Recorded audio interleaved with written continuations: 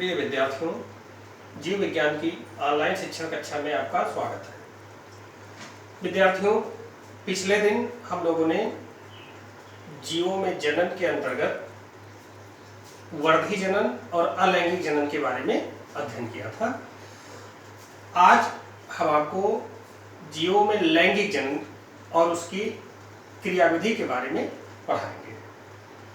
जैसा कि आपने पिछले दिन देखा, आपने पिछले दिन पढ़ा वर्धी जनन और अलैंगिक जनन।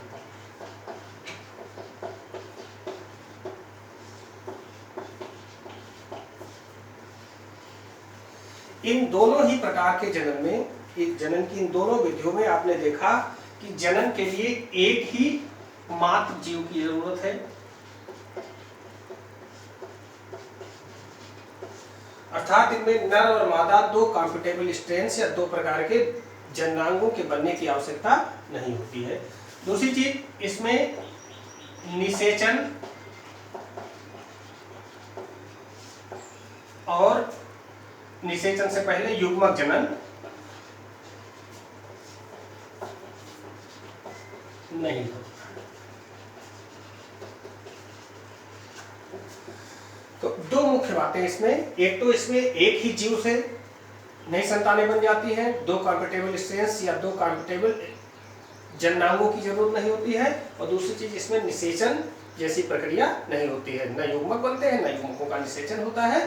तो इस तरह से ये दोनों ही विधियां कंपैरेटिवली या अपेक्षाकृत कम विकसित प्रकार के जनन के अंतर्गत आती हैं। अब जो हम आपको पढ़ाएंगे लैंगिक जनन,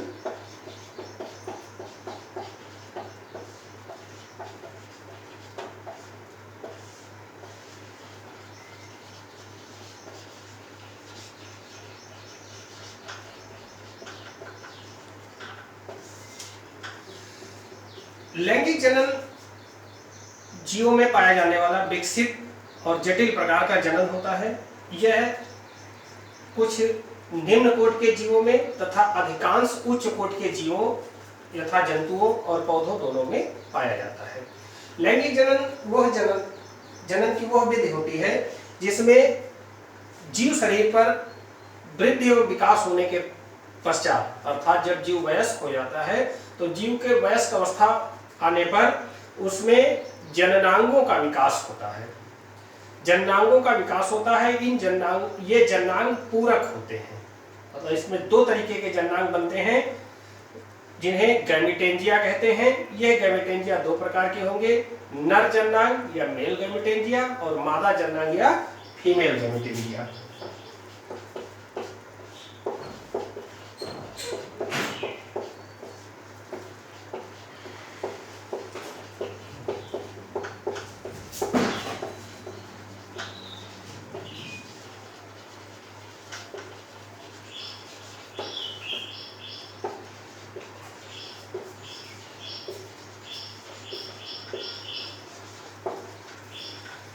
ये जो जननांग बनते हैं, जननांग ऐसा हो सकता है कि एक ही जीव शरीर पर दोनों प्रकार के जननांग बने, अर्थात नर और मादा दोनों जननांग एक ही जीव शरीर पर बने, या ऐसा हो सकता है कि नर जननांग उस जीव जाति के एक सदस्य पर बने और मादा जननांग उसी जीव जाति के दूसरे सदस्य के शरीर पर बने। इन दोनों ही स्थितियों में जब नर और मादा जननांग एक ही जीव के शरीर पर बनते हैं तो ऐसे जीवों को उभय लिंगाश्रयी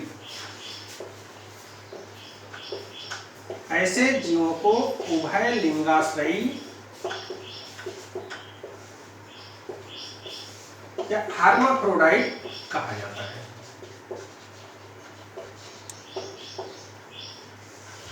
या इसे आप बाइसेक्सुअल भी कह सकते हैं। तो ऐसे जीव जिनके शरीर पर नर और मादा जननांग एक ही जीव शरीर पर बनते हैं उन्हें हम उभय लिंगाश्रयी या हर्माफ्रोडाइट जीव कहते हैं। जैसे जंतुओं में आपने केचुआ जोंक पढ़े होंगे। पौधों में तमाम सारे पौधे ऐसे होते हैं जिनके एक ही पुष्प में नर और मादा जननांग दोनों पाए जाते हैं, या पुष्प भले ही नर और मादा जननांग अलग अलग होते हैं लेकिन वे एक ही जीव शरीर पर, एक ही पादप शरीर पर पाए जाते हैं, जैसे कि कद्दू, लौकी, इनमें आपने देखा होगा। दूसरे वे जीव जिनमें नर और मादा जननांग अलग अलग जीव शरीर पर पाए जाते हैं, जिनमें नर और मादा जननांग अलग अलग जीव शरीर पर पाए जाते हैं, ऐसे जीवों को हम एक लिंगी कहते हैं।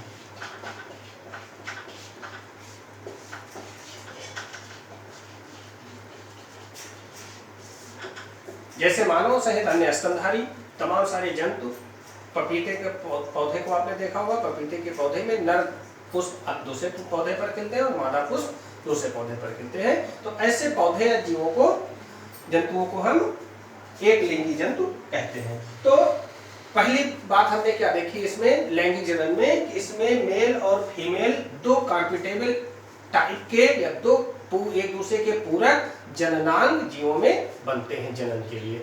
अर्थात जैसा हमने आपको वर्धी जनन में बताया, वर्धी जनन में जनन के लिए विशेष अंग नहीं बनते, अर्थात जननांग नहीं बनते हैं।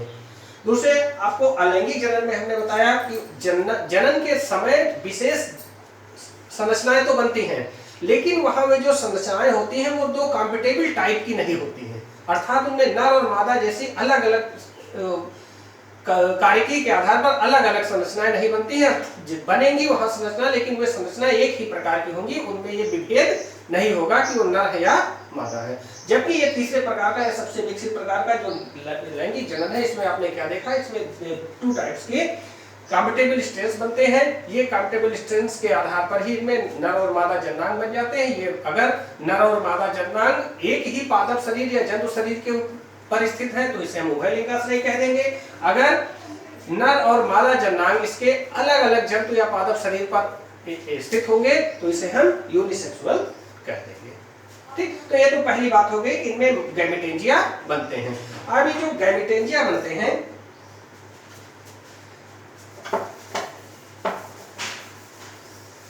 इन गैमेटेंजिया में मेल गैमेटेंजिया में मेल गैमेट बनते हैं। मेल गैमेटेंजिया में मेल गैमेट्स बनते हैं और फीमेल गैमेटेंजिया में फीमेल गैमेट्स बनते हैं।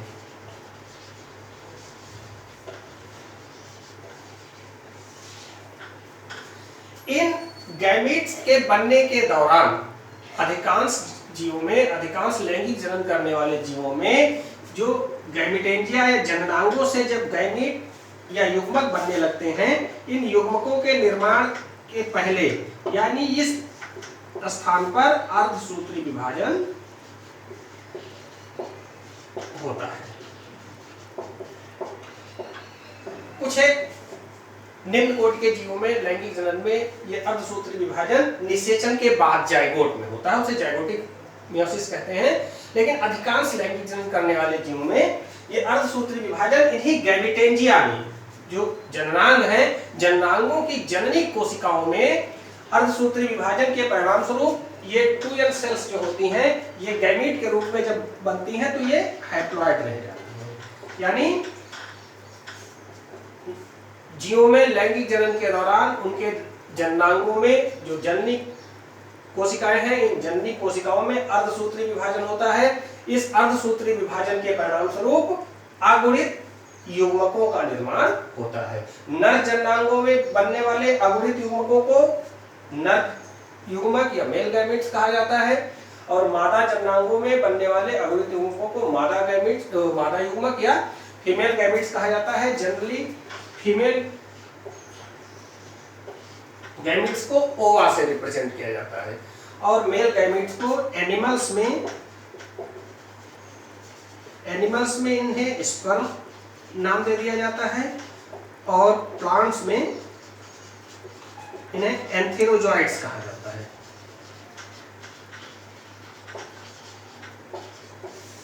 तो ये प्लांट्स में बने जो मेल गैमेट को हम एंथेरोजोइट्स कह देंगे, एनिमल्स में स्पर्म्स कहेंगे, और फीमेल गैमेट्स को ओवा, प्लूरल में ओवा और सिंगुलर में ओवम कहते हैं। अब पहली क्रिया क्या हुई, जननांगों का विकास हुआ पौधे में, पौधे में या जंतु में, दूसरी क्रिया उन जननांगों में अर्धसूत्री विभाजन के परिणाम स्वरूप अगुणित युग्मकों का विकास हुआ। अब ये अगुणित युग्मक, ये स्पर्म अगर एनिमल है या एंथेरिजोइड्स, इस ओवा से मिल करके किन्हीं न किसी प्रकरण द्वारा इन दोनों से मिल करके इनका निषेचन होता है, फर्टिलाइजेशन।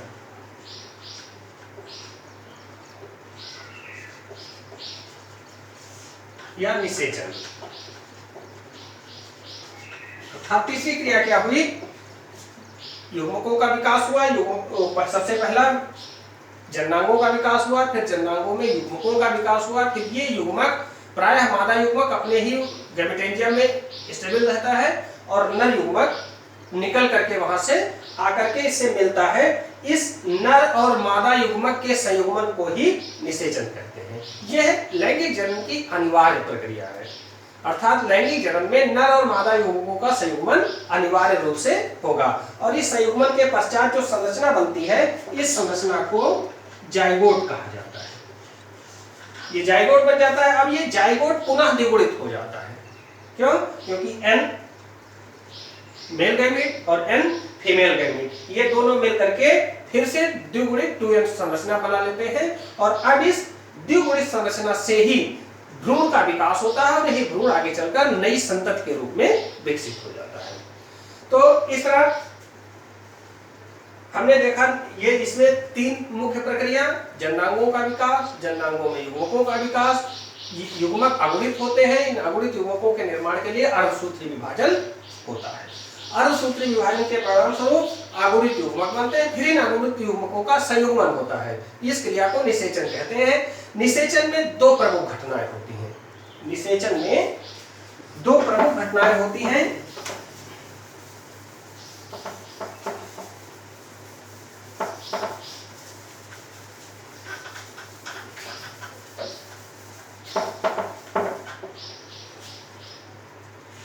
निषेचन में आप जानिए दो प्रमुख घटनाएं हैं। पहला तो प्लाज्मोगैमी।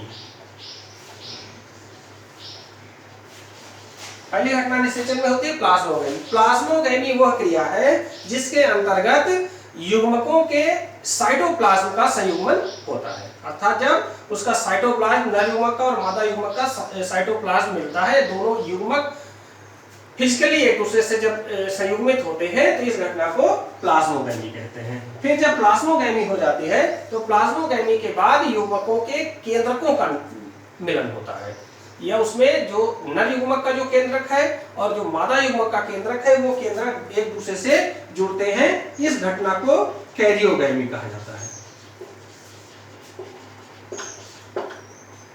यानी निषेचन में दो घटनाएं मुख्य, प्लाज्मोगैमी देन कैरियोगैमी। अब कैरियोगैमी के बाद इस तरह से हम देखें, अगर क्रियात्मक रूप से देखें, लैंगिक जनन में अगर हम क्रियात्मक रूप से देखें तो तीन प्रकार की जननी क्रियाएं होती हैं। एक तो प्लाज्मोगैमी, कैरियोगैमी और मियोसिस। अर्थात लैंगिक जनन में तीन क्रमिक गुणसूत्रों के विघटनकारी क्रियाएं होती हैं, प्लाज्मोगैमी, कैरियोगैमी और मियोसिस, और यह एक अनुक्रमिक क्रम में उस जीवों के जीवन चक्र में चलता रहता है। तो लैंगिक जनन, अगर अब हम इसको परिभाषित करें तो लैंगिक जनन वह जनन है जो सबसे विकसित एवं जटिल प्रकार का होता है। पहली तो बात, जो तीन प्रकार के जनन आपने पढ़े उसमें सबसे विकसित और जटिल प्रकार का जनन है। इसमें जीव शरीर पर नर मादा यानी दो कंप्यूटेबल स्ट्रेंस के जननांगों का विकास होता है। यह जननांग एक ही पादप या जंतु शरीर पर विकसित हो सकते हैं, तब उसे हम द्विलिंगी या हर्माफ्रोडाइट कहेंगे, और या अलग अलग जंतु शरीर पर जब नर और मादा जननांग विकसित होते हैं तब उन्हें हम एक लिंगी जंतु या पादप कहेंगे। इन नर जननांगों का विकास होता है। फिर इन नर जननांगों की जर्मिनल सेल्स में यानी जननी कोशिकाओं में अर्धसूत्री विभाजन के परिणाम स्वरूप युग्मकों का विकास होता है। नर जननांगों से मेल गैमेटेजियम से मेल गैमीट या नर युग्मक का विकास होता है। पौधों में नर युग्मक को सामान्यतया एंथेरिजोइड्स के नाम से जाना जाता है, जबकि जंतुओं में नर युग्मक को स्पर्म्स या शुक्राणु के नाम से जाना जाता है। जबकि मादा युग्मक को मादा गैमेटेंजियम में या मादा जननांग में अर्धसूत्री विभाजन के परिणाम स्वरूप मादा युग्मक का विकास होता है। मादा युग्मक को सामान्यतया अंड कोशिका या ओवा के नाम से जाना जाता है।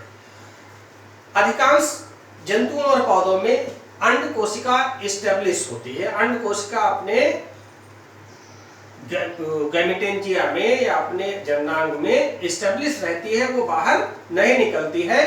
जबकि नर युग्मक या स्पर्म्स या एंथ्रोजोइट्स जो होते हैं ये चलायमान होते हैं, ये मोबाइल होते हैं और ये अपनी गैमेटेंजियम से मैच्योर होकर के निकल करके मूव करते हैं और मूव करते हुए जाकर मादा युग्मक के पास पहुंचते हैं और उससे जुड़ते हैं।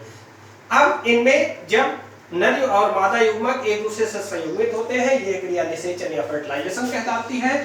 फर्टिलाइजेशन 2 चरणों में पूरा होता है।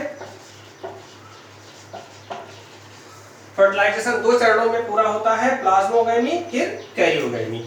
तो इस तरह से हम देखते हैं कि इनके जीवन चक्र में मियोसिस, प्लाज्मोगैमी और कैरियोगैमी 3 प्रमुख घटनाएं अनिवार्य रूप से होती हैं, जिससे इनके जीवन चक्र में क्रमशः अगुणित और द्विगुणित अवस्थाएं आती रहती हैं। युग्मक बनते हैं तो अगुणित हो जाती हैं, ये कुछ समय तक रहती है, फिर युग्मकों के निषेचन के पश्चात द्विगुणित संरचना बन जाती है, जिसे जाइगोट कहते हैं। तो इस प्रकार यह एक अनुक्रमिक चक्र इनके जीवन में चलता रहता है और इस तरह इनका एक जीवन चक्र, जो लैंगिक जीवन चक्र, कंप्लीट होता रहता है। अब अगर हम एक चक्र के रूप में किसी विकसित पादप या विकसित जंतु के द्विलिंगी तो ये लैंगिक जनन को एक चक्र के रूप में दिखाएं तो इस प्रकार होगा।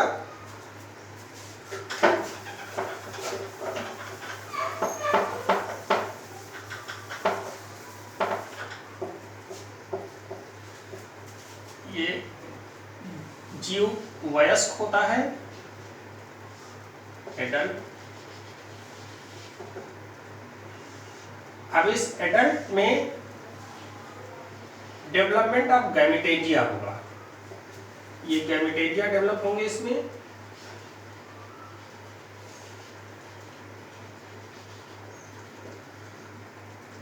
अब मेल गैमेटेंजिया अलग और फीमेल गैमेटेंजिया अलग।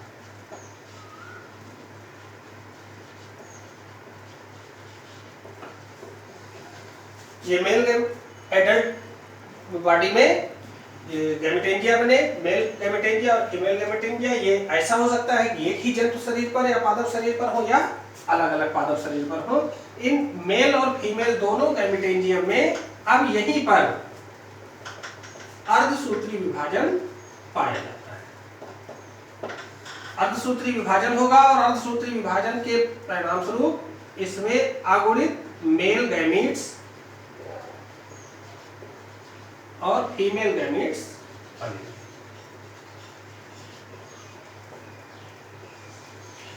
ये एन होंगे, ये भी एन होंगे और ये जो एडल्ट था ये 2n था। यहाँ गैमेटेंजिया भी 2n थे।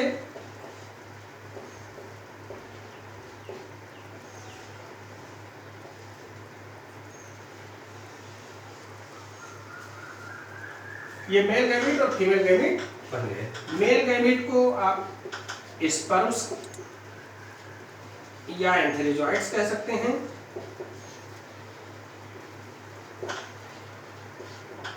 और फीमेल गैमीट्स ओवा कहलाते हैं। अब ये स्पर्म और ओवा इनमें फ्यूजन होता है। इस फ्यूजन की घटना को फर्टिलाइजेशन कहा जाता है।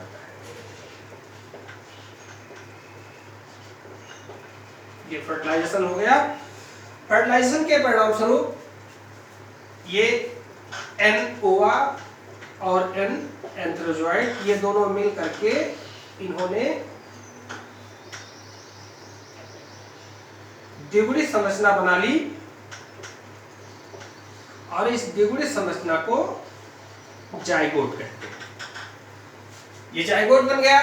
अब इस जाइगोट से में क्लीवेज होता है,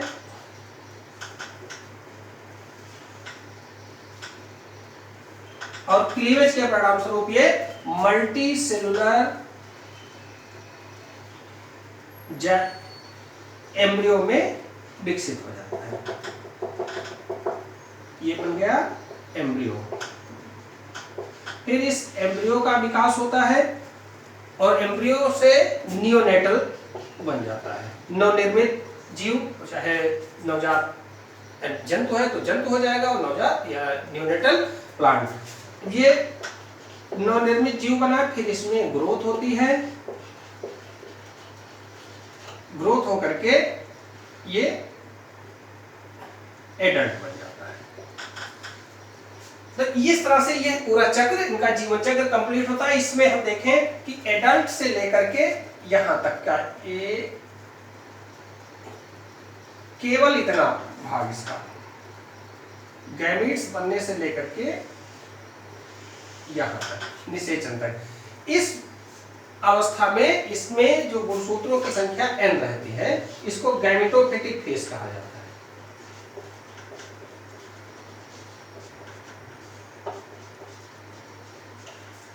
जबकि ये बाकी फेज इसमें 2n होती है, इसको स्पोरोफिटिक फेज कहा जाता है।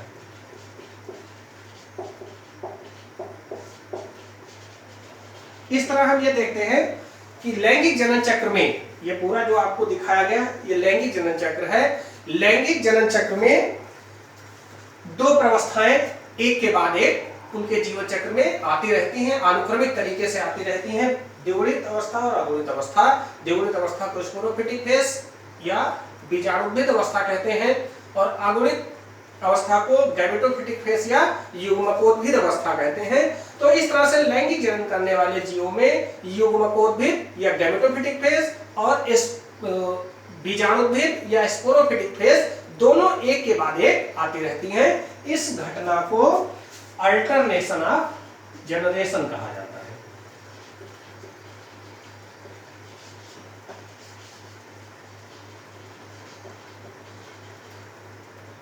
पीढ़ी एकांतरण।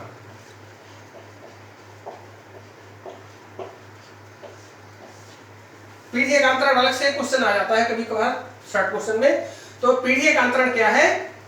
जीवों के लैंगिक जनन चक्र में जब गैमेटोफिटिक फेज और स्पोरोफिटिक फेज एक के बाद एक एकांतर क्रम में आती रहती हैं, इस घटना को हम पीढ़ी एकांतरण कहते हैं।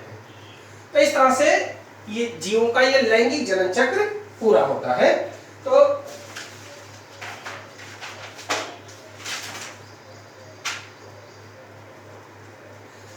बच्चों, हमने आज लैंगिक जनन पढ़ा। पिछले 2 दिनों में आपने वर्धी जनन और अलैंगिक जनन पढ़ा था। आज आपने लैंगिक जनन चक्र जीवों में पढ़ा। फिर से एक बार हम रिवाइज करते हैं।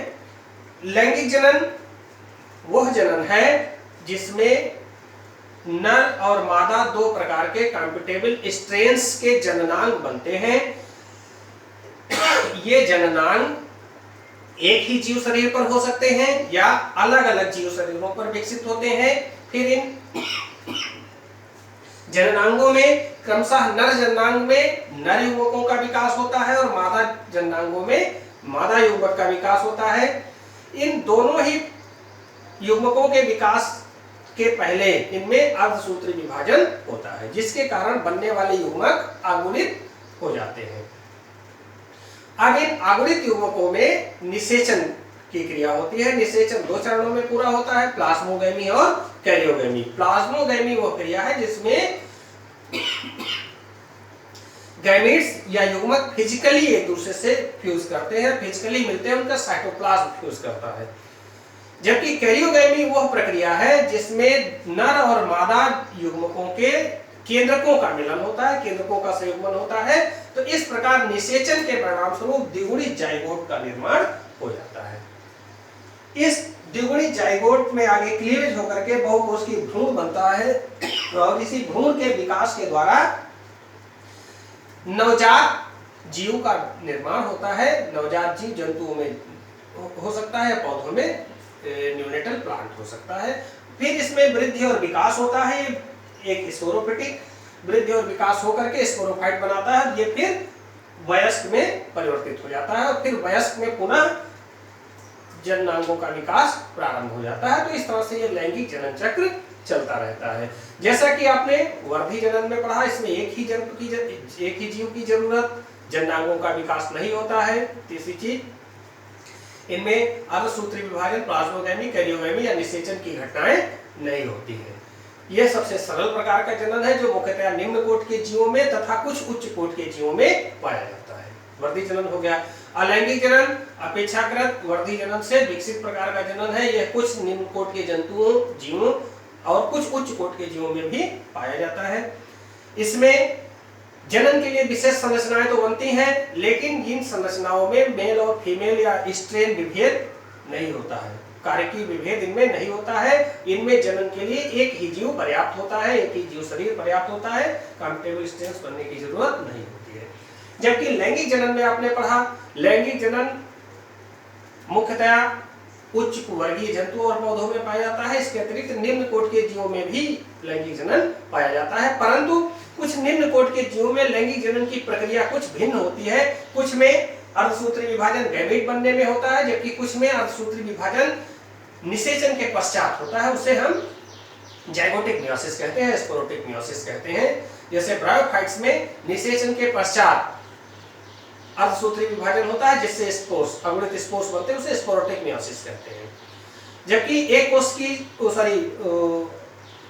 कुछ शैवालों में, हरे शैवालों में जैसे ओडोगोनियम जिग्निमा में निषेचन के पश्चात जो गैमेट बन जाते हैं, अंकुरित गैमेट बनते हैं वहां, और फिर निषेचन हो जाता है और निषेचन के पश्चात वहां मियोसिस होती है, तो उसे हम जाइगोटिक मियोसिस कहते हैं। तो इस तरह कुछ जीवों में अलग अलग होता है। मूल बात यह है कि इनमें निषेचन की घटना पाई जाएगी, अर्धसूत्री विभाजन और निषेचन की घटना पाई जाती है, और इनमें दो कॉम्पिटेबल स्ट्रेन्स अनिवार्य हैं, तो चाहे अलग अलग जीव शरीर पर बने, चाहे एक ही जीव शरीर में बने। तो इस तरह से यह जनन विकसित प्रकार का जनन होता है, जो अधिकांश जीवों और वो अधिकांश उच्च वर्गीय जीवों और कुछ निम्न वर्गीय जीवों में पाया जाता है। इसमें दो तीन परिभाषाएं हैं जो थोड़ा हम आपको क्लैरिफाई करना चाहते हैं। एक शब्द आपने इसमें देखा, हर्माफ्रोडाइट। इसमें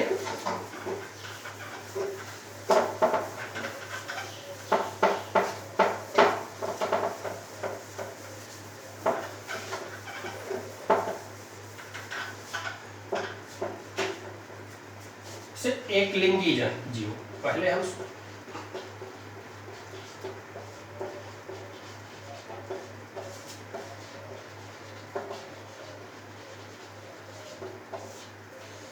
यूनिसेक्सुअल या एक लिंगी जीव वे जीव होते हैं जिनके जीव शरीर पर एक ही प्रकार के जननांग बनते हैं, चाहे वो नर जननांग बने, चाहे मादा जननांग बने।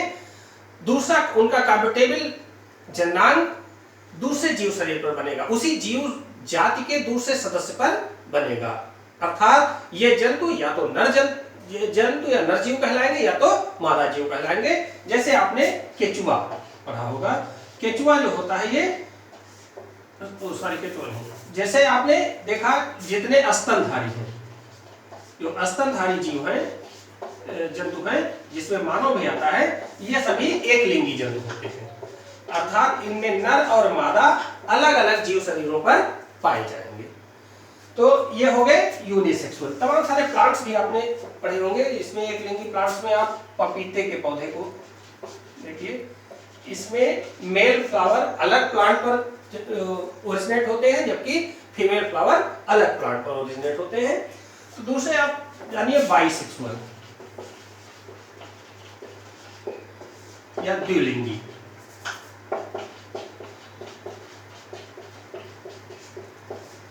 द्विलिंगी जीव वे जीव होते हैं जिनमें नर और मादा जननांग यानी दोनों प्रकार के जननांग एक ही जीव शरीर पर बनते हैं, तो उसे हम द्विलिंगी जीव कहेंगे। जैसे जंतुओं में केचुआ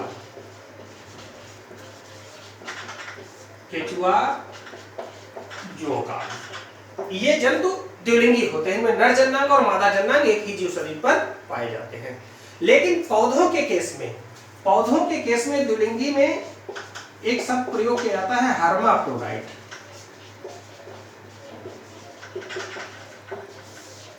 या उभय लिंगाश्रयी।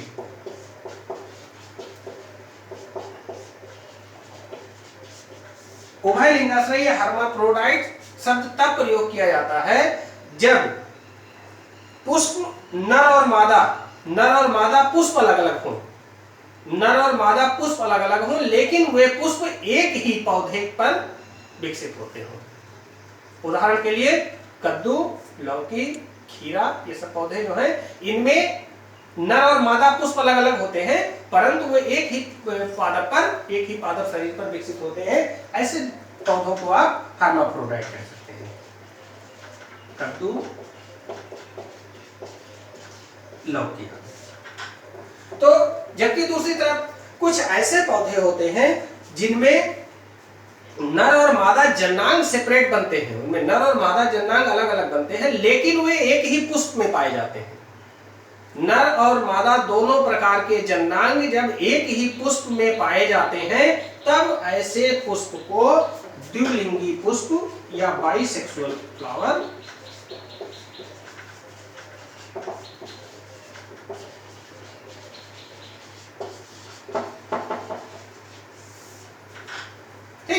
द्विलिंगी कब होगा? पौधों के केस में इसका प्रयोग करते हैं। द्विलिंगी पुष्प तब कहेंगे उसको जिसमें एक ही पुष्प में नर और मादा जन्नांग अलग अलग हो। मादा नर जन्नांग है उसमें, लेकिन वो एक ही पुष्प में है, जैसे सरसों का पुष्प।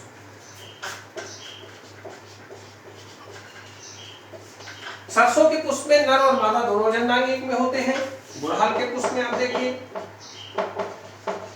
इनमें एक ही पुष्प में नर और मादा जन्नांग है, इसलिए द्विलिंगी पुष्प हो गए।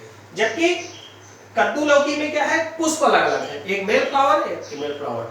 मेल फ्लावर में केवल पुंकेसर होंगे और फीमेल फ्लावर में केवल स्त्री केसर होंगे, उसमें पुंकेसर नहीं पाए जाएंगे। तो मुख्यतः उभय लिंगाश्रयी या एक लिंगाश्रयी जीव होते हैं या पादप। उभय लिंगाश्रयी पौधा कहेंगे या उभय लिंगाश्रयी प्लांट कहेंगे, हर्माफ्रोडाइट प्लांट होगा, या एक लिंगाश्रयी पादप होगा। जैसे कद्दू उभय लिंगाश्रयी है क्योंकि उसके नर और मादा पुष्प एक ही फूल पर, एक ही पादप पर खिलते हैं। जबकि पपीता जो है, पपीते में नर पुष्प एक पादप पर विकसित होंगे और मादा पुष्प दूसरे पौधे पर विकसित होते हैं। एक ही पौधे पर नर और मादा दोनों पुष्प विकसित नहीं होते हैं। ऐसे पौधों को हम एक लिंगाश्रयी कहते हैं। ठीक, एक लिंगाश्रयी यूनिसेक्सुअल और हर्माफ्रोडाइट बाइसेक्सुअल। तो इस तरह तीनों में थोड़ा माइन्यूट अंतर कर सकते हैं। बाकी सामान्यतया हर्माफ्रोडाइट और बाइसेक्सुअल सामान्य परिस्थितियों में साइनोनिम के लिए यूज किए जाते हैं, लेकिन इनमें ये साइनोनिम्स नहीं है, इनमें थोड़ा अंतर है। इस अंतर को आपने जाना। तो बच्चों, इस तरह से आपने जीवों में 3 प्रकार के जनन पढ़े, वर्धी जनन, अलैंगिक जनन और लैंगिक जनन। अब अगले दिन हम आपको पौधों में जनन की विधियां, अगला पार्ट जो है पौधों में जनन की विधियां पढ़ाएंगे। इससे पहले हम अगले दिन यानी कल आपको इस पाठ से संबंधित जो आपके डाउट्स हैं और इससे अभ्यास के लिए प्रश्न आपको देंगे और इन प्रश्नों को करके आप लोग देंगे, तब फिर हम अगला पाठ शुरू करेंगे। धन्यवाद।